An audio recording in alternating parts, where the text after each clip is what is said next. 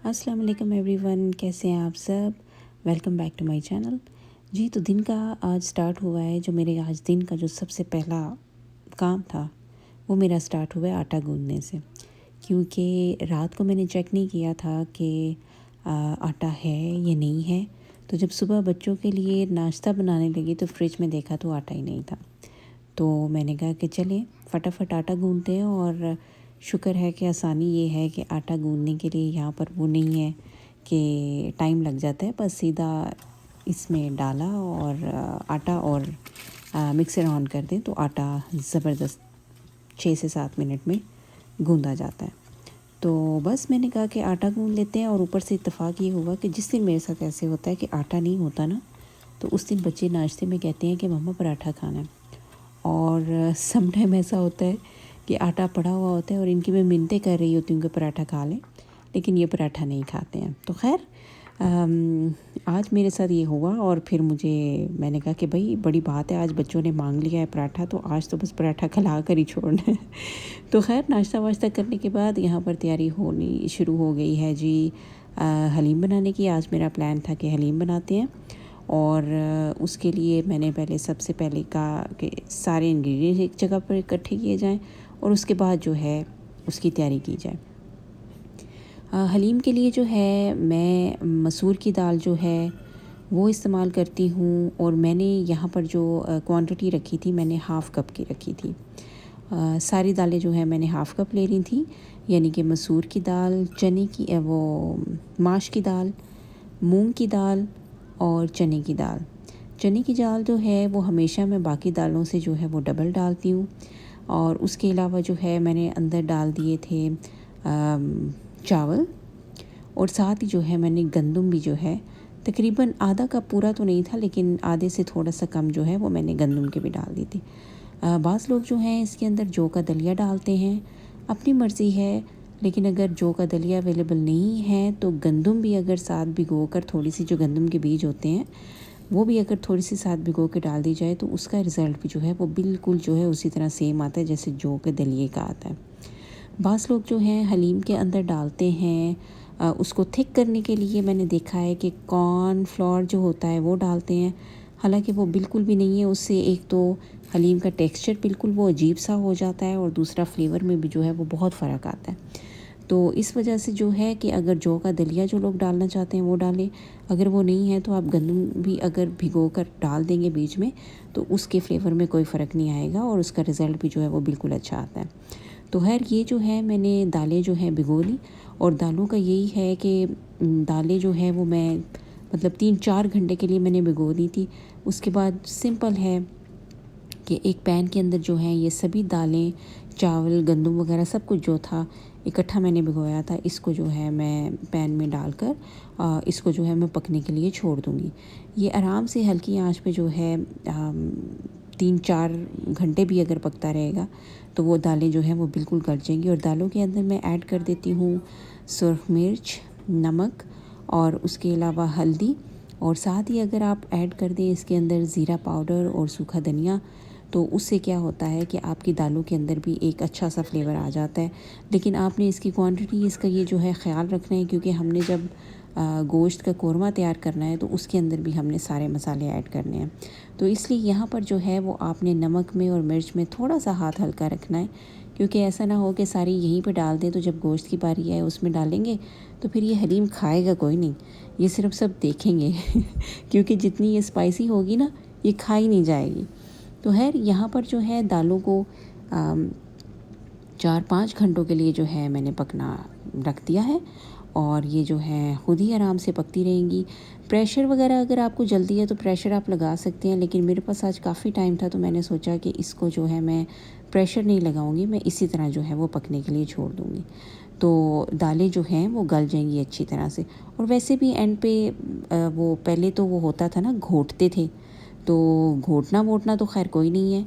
तो वो ब्लेंडर चलाएंगे तो उससे जो है दालें भी अच्छी सी जो है वो मिक्स हो जाती हैं। तो यहाँ पर जी मैंने आज क्या बताऊँ, आज मेरे साथ अच्छा हुआ। मैं ऑलवेज़ जो है जो हलीम बनाती हूँ ना बीफ की, तो मैं क्या करती हूँ कि मैं बोनलेस ये जो बीफ मिलता है मैं वो ले आती हूँ, और वो बहुत अच्छा होता है, बड़े अच्छे से उसके क्यूब साइज़ेस कटे हुए होते हैं, तो मैं वो यूज़ करती हूँ, तो इतनी ज़्यादा मुश्किल नहीं होती। मैंने इस दफ़ा सोचा चलिए थोड़ा सा चेंज करते हैं, और मैंने थोड़ा ट्राई भी करना था कि चलो ये वाला मीट ट्राई करके देखते हैं, तो मैं ले आई शैंक जो होता है वो ले आई, और मैंने कहा कि इस दफ़ा मैं शैंक की बनाती हूँ और मैं देखती हूँ कि इसका रिज़ल्ट कैसा आता है।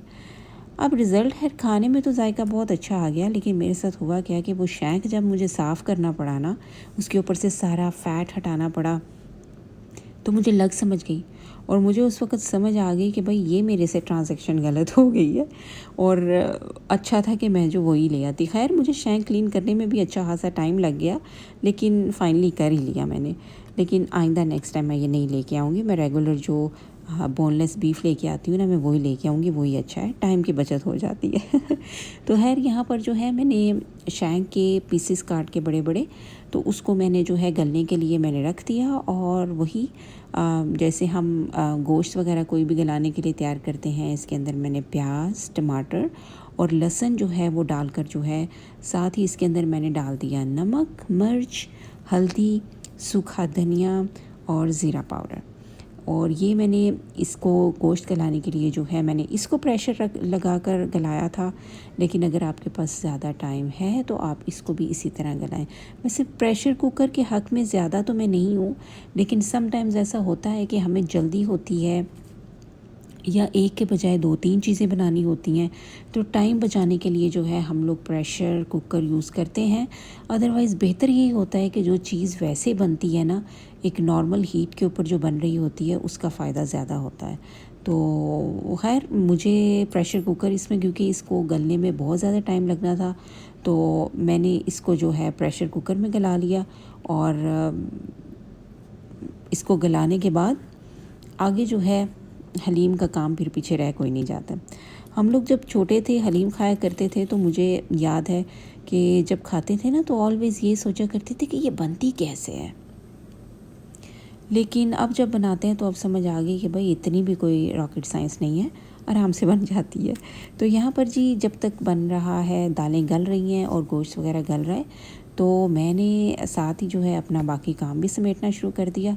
और ये राइस कुकर मेरे पास पड़ा हुआ था, ये मेरे पास 8 साल से पड़ा हुआ था, और मैंने इसको यूज़ नहीं किया था, उसी तरह पैकिंग में अंदर पड़ा हुआ था। तो मैंने सोचा कि चलो मैं निकालती हूँ, देखती हूँ रिज़ल्ट इसका कैसा है कैसा नहीं। तो निकाला मैंने, एक तो राइस कुकर था तो बहुत अच्छा, लेकिन मैंने निकाला, इसे यूज़ किया, रिज़ल्ट इसका ठीक था, अच्छा था, लेकिन एक चीज़ जो है इसके अंदर मुझे जो पसंद नहीं आई, वो ये है कि ये जो राइस कुकर है, एक तो इसके अंदर कोई टाइमर टाइप कोई चीज़ नहीं लगी हुई कि जिसके अंदर बंदा टाइम सेट कर दे कि हो सकता है अभी जो लेटेस्ट बिल्कुल मार्केट में हो उनके अंदर ये टाइमर का ऑप्शन हो, या इस किस्म के कोई और इसके अंदर डिफरेंट 2-3 ऑप्शंस हो, लेकिन इसमें जो है इस तरह का कोई ऑप्शन नहीं है। इसका बस यही है कि इसका वो ऑन बटन है, जिसको कि आपने कुक के ऊपर जो ऑप्शन में प्रेस कर देना है, और ये उसी में जो है वो चलता रहता है, और जब अंदर पानी ड्राई हो जाता है तो वो खुद ही वार्म पे जो है वो क्लिक हो जाता है, जो बटन जो होता है ना, खुद ब खुद से ही, और वो फिर खुद ही जो है वो लगा रहता है वार्म पे, और आपने उसकी पीछे से जो वायर है वो प्लग से निकालनी है तो ये ऑफ़ होगा, अदरवाइज़ ये जो चलता रहता है। तो उसकी वजह से होता क्या है कि समटाइम्स जो होता है ना, आपके जो राइस बनते हैं तो उसकी जो बिल्कुल बॉटम में ये जो लेयर होती है, उसके अंदर एक वो लेयर सी बन जाती है, जो कि मुझे अच्छी नहीं लगती है। तो ये चीज़ इसके अंदर मुझे एक लगा। इसके अंदर ये स्टीमर भी उन्होंने रखा हुआ है, मेजरिंग कप है, उसके अलावा एक स्पून थी, लेकिन ये है कि खैर ऑलवेज़ तो नहीं, लेकिन कभी अगर बहुत जल्दी है तो ये राइस कुकर यूज़ किया जा सकता है। तो खैर मैंने इसको भी अपने निकाल कर किचन काउंटर पे रख दिया। मैंने कहा कि अंदर पड़ा पड़ा जो वो ख़राब हो रहा है या ज़ाया हो रहा है, तो बेहतर है कि कभी कभार अगर बहुत जल्दी है या आपके पास 3-4 चीज़ें ऑलरेडी चूल्हे पे बन रही है, तो इसके अंदर डालकर चावल वगैरह को दम दिया जा सकता है। तो मैंने इसके अंदर पुलाव को भी बनाकर ट्राई किया था, दम दिया था। और मैंने क्या किया था कि चिकन वगैरह जितना सब कुछ सामान होता है वो मैंने चूल्हे के ऊपर कर लिया और फिर इसके अंदर कन्वर्ट करके मैंने इसके अंदर राइस और पानी वगैरह डालकर तो इसको किया था। तो अच्छा रिज़ल्ट आ गया था, ठीक था। तो खैर हर दफ़ा के लिए तो नहीं, लेकिन कभी कभार के लिए राइस कुकर ठीक है। तो बस जी, ये यहाँ पर जो है ये अब जो गोश्त है ये बिल्कुल गल गया था और गोश्त भी जो है वो इतना अच्छा गला था कि ये बिल्कुल चम्मच से ही रेशे रेशे हो रहा था। और मुझे इसी तरह का चाहिए था, क्योंकि अलग से फिर निकाल कर एक एक चीज़ को फिर अलग करना, रेशे निकालना वो ज़रा मुश्किल हो जाता है। तो बस यहाँ पर क्या मैं करूँगी कि मैंने यहाँ पर कुकिंग ऑयल डाल लिया और कुकिंग ऑयल डालने के साथ ही यहाँ पर जो है मैं अदरक का पेस्ट भी ऐड कर दूँगी। और इसी वक्त जो है यहाँ पर जो हलीम मसाला होता है वो भी मैं ऐड कर दूँगी और इसको मैं तेज़ आंच में जो है कौरमे को अच्छी तरह से भून लूँगी। और साथ ही साथ जो है मैं इसको चम्मच से, जितने ये बड़े बड़े पीसेस हैं इन सब को मैंने जो है वो अच्छी तरह से जो है चम्मच से ही मैश कर लिया था। बिल्कुल भी वो आसानी से, इतना अच्छा गोश्त गल गया था कि वो आसानी से गल गए थे। हलीम मसाला जो है मैं ज़्यादातर तो शान का यूज़ करती हूँ, लेकिन इस दफ़ा मेरे पास शान का नहीं था तो मैंने लजीज़ा का यहाँ पर मिलता है हलीम का मसाला, मैंने वो यूज़ किया था। आई डोंट नो अब आप लोगों को कौन सा पसंद है या जो भी है, लेकिन लजीज़ा का जो मेरा ख्याल है कि जो ये हलीम का मसाला है ये इतना अच्छा नहीं है, मुझे इतना अच्छा नहीं लगा, पसंद नहीं आया मुझे इसका इतना फ्लेवर। लेकिन शान का जो फ्लेवर है इसका हलीम का मसाला, उसका फ्लेवर जो है वो बहुत अच्छा है। तो जी ये कौरमा भी रेडी हो गया और यहाँ पर ये देख रहे हैं कि आप दालें भी जो हैं ये भी ऑलमोस्ट रेडी हो गई हैं। और ये कौरमा आप देख रहे हैं ये बिल्कुल रेशे रेशे कर दिया था मैंने, और स्पून से ही मैंने इसको भुनाई करते हुए ही कर लिया था। अब ये दोनों चीज़ें रेडी हैं। अब दाल के अंदर जो है, दालें अभी पतली हैं जैसे कि आप देख रहे हैं, तो इसके अंदर यहाँ पर जो है मैंने ये कौरमा जो है सारा ऐड कर दिया था। क्योंकि दाल ये कौरमा अंदर ऐड करने के बाद भी जो होता है ना, आप तकरीबन घंटा एक तो मेरे ख्याल में हलीम को ऊपर पकाना ही होता है, तो इसलिए जो है दालें थोड़ी सी पतली ही अभी होंगी। तो फिर उसके अंदर यह कौरमा मैंने ऐड कर दिया है। और यहाँ पर क्या है कि अभी दाल कहीं कहीं पे थोड़ा थोड़ा सा वो जैसे नज़र आ रही है आपको चने की दाल वो है। अब अंदर देखिए गंदम जो मैंने डाली थी और चावल जो मैंने डाले थे वो बिल्कुल अंदर घुल गए हैं, बिल्कुल कहीं पे नज़र नहीं आ रहे। ये कहीं कहीं पे जो आपको नज़र आ रहा है ये चने की दाल है। तो वही है इसका सिंपल। मैं इसके अंदर मैंने थोड़ा सा ब्लेंडर चला लिया, उससे क्या हुआ कि ये जितना इसके अंदर जो है ये दालें जो साबुत नज़र आ रही हैं ये भी बिल्कुल जो है वो गायब हो गई थी। हलीम के लिए भी हर एक की अपनी अपनी पसंद होती है। बाज़ लोग हलीम को जो है वो इस तरह से इतनी वो रखते हैं कि इसके अंदर कहीं कहीं पे जो गोश्त है उसके पीसेस जो है ना वो चंक्स अंदर आते हैं। लेकिन मेरे घर में उस तरह की पसंद नहीं की जाती। मेरे घर में पसंद किया जाता है कि वो बिल्कुल अच्छी तरह से अंदर जो है हर चीज़ जो है वो मिक्स हो जाए। और उसको जो है वो फिर ये एक दफ़ा मिक्स करने के बाद मैं फिर क्या करती हूँ कि मैं इसको तकरीबन आधा घंटा 45 मिनट्स तक जो है नीचे से दरमियानी आंच में करके इसको मुसलसल चम्मच चलाती जाती हूँ और इसे पकाती रहती हूँ। जैसे पहले टाइम पे ये ब्लेंडर तो नहीं होता था, लोग हलीम को घोटा करते थे, बल्कि अभी भी जो देग में बनती है हलीम उसको इसी तरह किया जाता है कि उसे खूब घोटा जाता है। तो बस यही समझ लें कि यहाँ पर घोटने वाला काम जो है वो तो मेरा आधा ब्लेंडर ने कर दिया था, लेकिन बाकी जो इसके अंदर एक लेस पैदा करनी होती है हलीम में, उसके लिए यही है कि इसको दरमियानी आंच पे रख के तो इसको मुसलसल चम्मच चलाते जाते हैं। तो उससे क्या होती है कि इसकी हलीम के अंदर एक लेस बनती है। दूसरा इसके अंदर चावल होते हैं और गंदम या जौ का दलिया होता है, तो उसकी वजह से भी बड़ी अच्छी लेस बनती है। लेकिन करना यहाँ पे क्या है कि आपने चम्मच हिलाना नहीं रोकना है, क्योंकि इस सिचुएशन में हलीम जो होती है वो नीचे लग जाती है। तो ये जी तकरीबन 40 मिनट तक इसको मुसलसल घोटने के बाद मुझे जितनी मेरी डिज़ायर्ड जो हलीम की एक थिकनेस होनी चाहिए वो मुझे मिल गई। तो यहाँ पर ये देखें जी हलीम हो गई है बिल्कुल रेडी। उसके बाद हमने इंजॉय किया हलीम को, ऊपर लेमन स्क्वीज़ किया, चाट मसाला डाला और उसके अलावा अपनी मर्ज़ी है आप हरी मिर्च डालें, फ्राइड अनियंस डालें और उसके बाद जो है साथ अदरक डालें और खूब इंजॉय करें।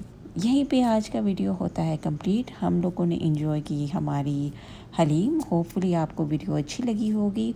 रेसिपी अगर अच्छी लगी है तो वीडियो को लाइक करें, शेयर करें और चैनल को सब्सक्राइब करना ना भूला कीजिए। सी यू इन नेक्स्ट वीडियो। अल्लाह हाफिज़।